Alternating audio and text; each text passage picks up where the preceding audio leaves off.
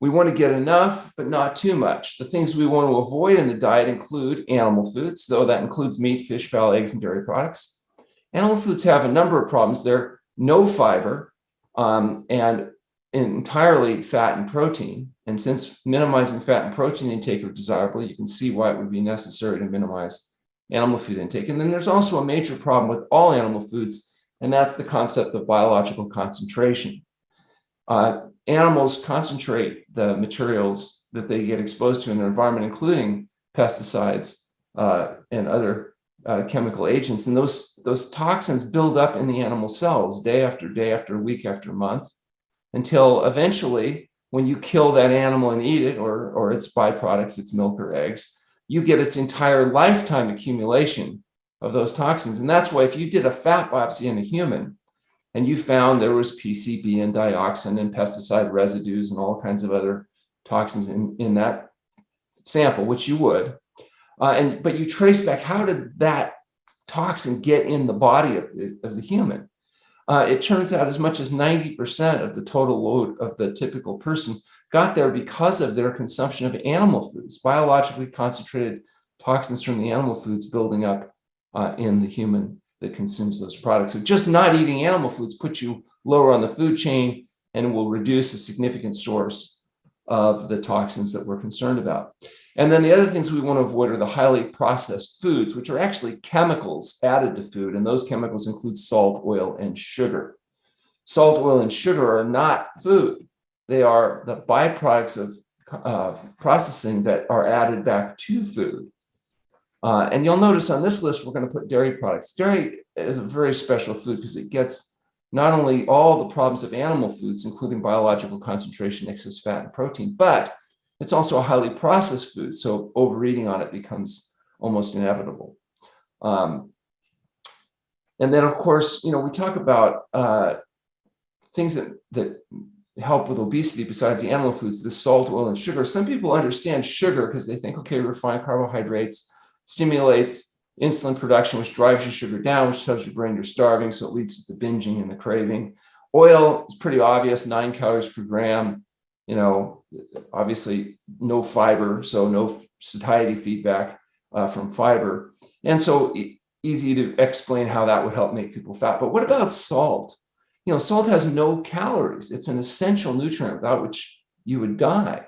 And it turns out, just like you can get all the carbohydrate and all the essential fats you need from your whole plant food diet, you can get all the salt you need from your whole plant food diet too, particularly a diet that's rich in vegetable materials.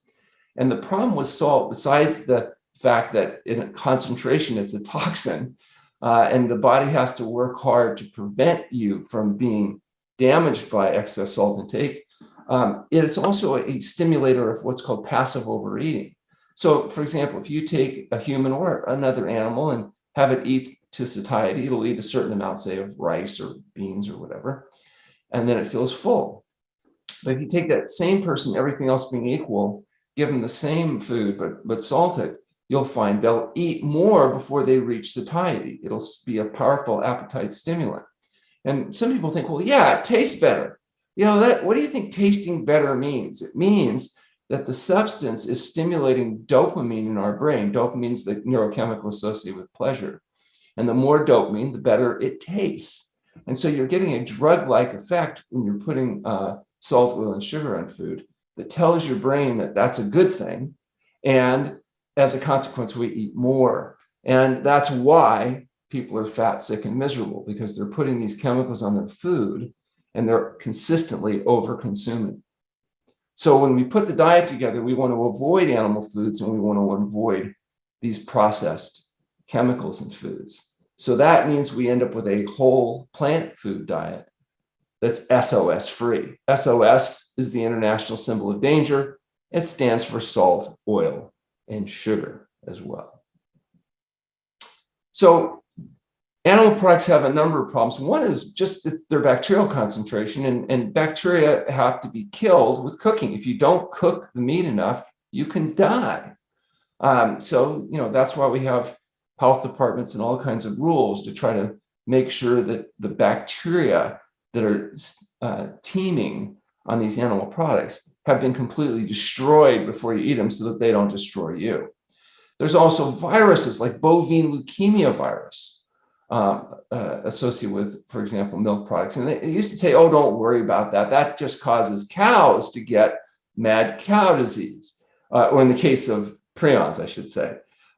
In the case of viruses, the bovine leukemia virus, they would tell you, don't worry about it. You're not a cow, you won't get cancer. And that's exactly what they told us about prions, which causes mad cow disease. And in humans, we call it Crutchfield-Jacob disease, which is like, Alzheimer's and fast forward. And it turns out that no, when cows are fed things like offal or sheep brains and they get mad cow disease and you kill the cow and eat it, you too can get exposed to those prions, which can sit in your body for months or years till they eventually manifest. And that's why, there was the big scandals where people didn't want to buy U.S. meat because we would test, one in every 2,000 cows and they would find it occasionally. So they said, well, maybe we should only test 1 in 10,000 cows. Maybe that'll help. But that didn't help either because they still kept finding. So eventually they agreed to stop feeding offal to cows and make some changes so that we could reduce the likelihood of mad cow disease and Crutchfield-Jacob disease in humans. Animals are also concentrated sources of heavy metals, growth stimulants and hormones, and antibiotics. Most antibiotics actually that we produce are fed to animals. And then, of course, they can grow antibiotic-resistant organisms over time. And when you eat the meat, you get exposed to those resistant organisms, and then they can cause you problems as well. Again, pesticides, often animals are exposed to massive pesticides, both directly and also indirectly through their food supply. Animals also are a source, as I mentioned, of biological concentration, where all the materials from their feed, from their environment, and that are injected in them directly accumulate inside their cells, biologically concentrate, and then they pass it on to you if you choose to participate in their consumption. So interestingly enough, today, if you look at people in industrialized countries, 93% of the calories that they consume come from either animal foods or these highly processed chemicals and refined foods. So meat, fish, fowl, eggs, dairy products, oil, salt, and sugar. Only 7% of calories come from fruits and vegetables. And of that, a third of it's one vegetable called potatoes, served almost exclusively as French fries or potato chips. Fruits and vegetables today have essentially become the decoration on the plate.